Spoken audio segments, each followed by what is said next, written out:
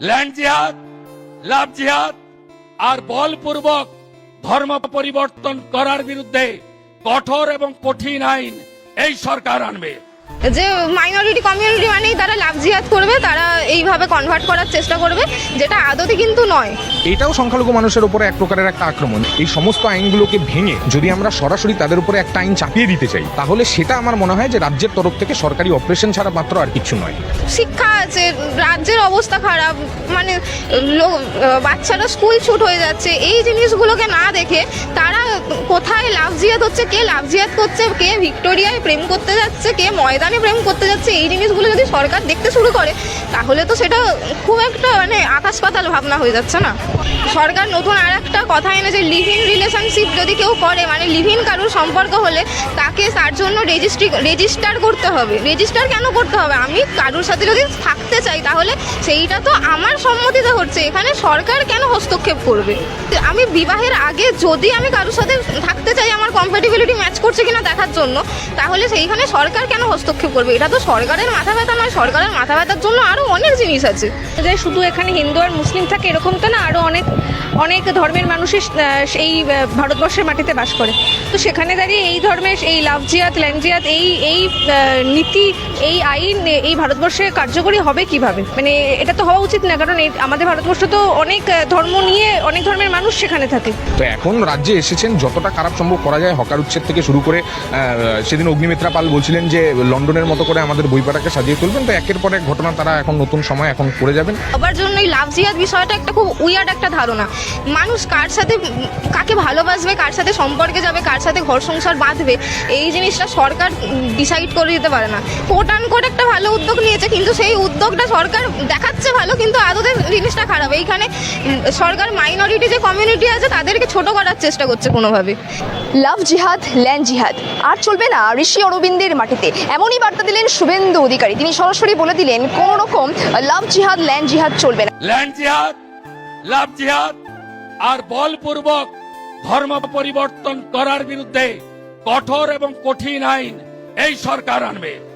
এবং লিভিনের ক্ষেত্রেও রেজিস্ট্রেশন দরকার এমনই বলা হচ্ছে। এবং ইউনিফর্ম সিভিল কোড অর্থাৎ ইউসিসি বিল 2রা জুলাই বিধানসভায় পেশ হতে চলেছে।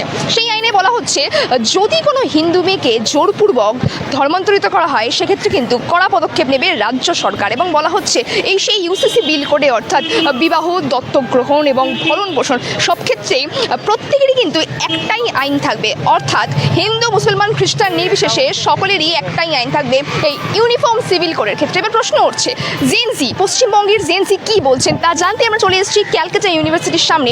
কি বলছে এখানকার পড়ুয়ারা এই লাভ জিহাদ, ল্যান্ড জিহাদকে কেন্দ্র করে, শুনে নেব তাদের মুখ থেকে সরাসরি। ঋষি অরবিন্দের মাটিতে লাভ জিহাদ, ল্যান্ড জিহাদ এগুলো করা যাবে না বললেন মুখ্যমন্ত্রী নিজে। কিভাবে দেখছে জেনজি বিষয়টা, কিভাবে দেখছে লাভ জিহাদ? জেনজি বিষয়টাকে এইভাবে দেখছে, লাভ জিহাদ জিনিসটা খুব একটা উইয়ার্ড একটা থট। মানে খালি জেনজিদের জন্য না, মিলেনিয়াল যারা ছিল বা তার আগের যারা জেনারেশন ছিল, পরের যারা জেনারেশন জেন আলফা আসবে তাদের জন্য, সবার জন্য এই লাভ জিহাদ বিষয়টা একটা খুব উইয়ার্ড একটা ধারণা। মানুষ কার সাথে কাকে ভালোবাসবে, কার সাথে সম্পর্কে যাবে, কার সাথে ঘর সংসার বাঁধবে, এই জিনিসটা সরকার ডিসাইড করে দিতে পারে না। এটা সম্পূর্ণ মানুষের নিজস্ব একটা বলা চলে একটা সাংবিধানিক অধিকার। সে কার সাথে সংসার করবে, কার সাথে ঘর সংসার করবে, কাকে ভালোবাসবে, এটা মানুষের একটা কনস্টিটিউশনাল রাইট। এইখানে সরকার কোনোভাবে হস্তক্ষেপ করতে পারে না। সরকার নতুন আর একটা কথা এনেছে, লিভ ইন রিলেশনশিপ যদি কেউ করে, মানে লিভ ইন কারোর সম্পর্ক হলে তাকে তার জন্য রেজিস্টার করতে হবে। রেজিস্টার কেন করতে হবে? আমি কারোর সাথে যদি থাকতে চাই তাহলে সেইটা তো আমার সম্মতিতে হচ্ছে, এখানে সরকার কেন হস্তক্ষেপ করবে? আমি বিবাহের আগে যদি আমি কারোর সাথে থাকতে চাই আমার কম্প্যাটিবিলিটি ম্যাচ করছে কিনা দেখার জন্য, তাহলে সেইখানে সরকার কেন হস্তক্ষেপ করবে? এটা তো সরকারের মাথা ব্যথা নয়, সরকারের মাথা ব্যথার জন্য আরও অনেক জিনিস আছে। শিক্ষা আছে, রাজ্যের অবস্থা খারাপ, মানে বাচ্চারা স্কুল ছুট হয়ে যাচ্ছে, এই জিনিসগুলোকে না দেখে তারা কোথায় লাভ জিহাদ হচ্ছে, কে লাভ জিহাদ করছে, কে ভিক্টোরিয়ায় প্রেম করতে যাচ্ছে, কে ময়দানে প্রেম করতে যাচ্ছে, এই জিনিসগুলো যদি সরকার দেখতে শুরু করে তাহলে তো সেটা খুব একটা মানে আকাশ পাতাল ভাবনা হয়ে যাচ্ছে না?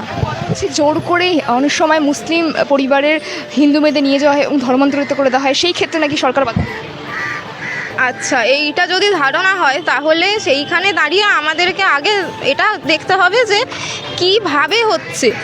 মানে আমাকে কেউ যদি কনভার্ট করার চেষ্টা করে সেইখানে আমি যদি অ্যাডাল্ট হই তাহলে আমার তো একটা চিন্তা ভাবনা করার একটা মিনিমাম প্রসেস আছে যে আমাকে কেউ কনভার্ট করতে চাইছে কিনা, কনভার্ট করলে আমার লাভ কী হবে, আমার ক্ষতি কী হবে। তো সেইখানে দাঁড়িয়ে হ্যাঁ আমি বলবো না যে সরকারের উদ্যোগটা খারাপ, সরকার মানে একটা ওই কোট আনকোট একটা ভালো উদ্যোগ নিয়েছে, কিন্তু সেই উদ্যোগটা সরকার দেখাচ্ছে ভালো কিন্তু আদতে জিনিসটা খারাপ। এইখানে সরকার মাইনরিটি যে কমিউনিটি আছে তাদেরকে ছোট করার চেষ্টা করছে কোনোভাবে, যে মাইনরিটি কমিউনিটি মানেই তারা লাভ জিহাদ করবে, তারা এইভাবে কনভার্ট করার চেষ্টা করবে, যেটা আদতে কিন্তু নয়। এখানে একটা মানে সাম্প্রদায়িকীকরণ করার চেষ্টা করা হচ্ছে। আমাদের ভারতবর্ষে যেরকম পপুলেশন সেই অনুযায়ী শুধু এখানে হিন্দু আর মুসলিম থাকে এরকম তো না, আরও অনেক অনেক ধর্মের মানুষই এই ভারতবর্ষের মাটিতে বাস করে। তো সেখানে দাঁড়িয়ে এই ধর্মের এই লাভ জিহাদ ল্যান্ড জিহাদ এই নীতি এই আইন এই ভারতবর্ষে কার্যকরী হবে কিভাবে? মানে এটা তো হওয়া উচিত না, কারণ আমাদের ভারতবর্ষ তো অনেক ধর্ম নিয়ে অনেক ধর্মের মানুষ সেখানে থাকে। বলছেন যে ভারতবর্ষ তো বহু ভাষা ভিত্তিক বহু জাতি ভিত্তিক দেশ, সেক্ষেত্রে সমস্যায় পড়বে অনেক মানুষ। হ্যাঁ অবশ্যই তাই, অবশ্যই আমিও তো এই কথাটাই বললাম। হ্যাঁ না, একদমই সমর্থন করছি না।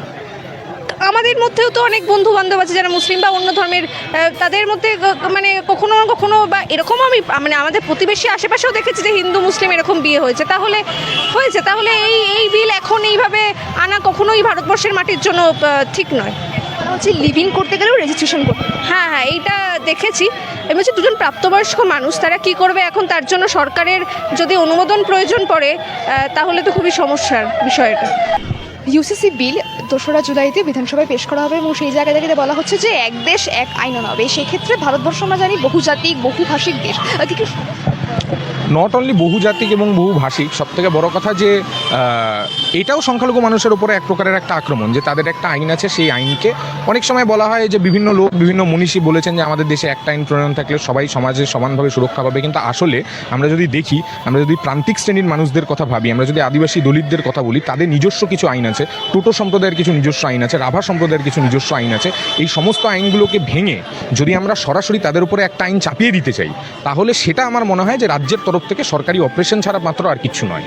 যেরকম নতুন আজকের থেকে বোধহয় সম্ভবত বা কালকের থেকে একটা নতুন আইন জারি হয়েছে, পুলিশের যে বিভিন্ন জায়গায় 5 জনের বেশি জমায়েত করা যাবে না, ধর্মতলা অবধি, এরকম আরও বেশ কিছু বিস্তীর্ণ অঞ্চল জুড়ে করা হয়েছে এবং তার কোনো প্রপার কারণ কিন্তু আমাদেরকে দেওয়া হয়নি, জাস্ট চাপিয়ে দেওয়া হয়েছে।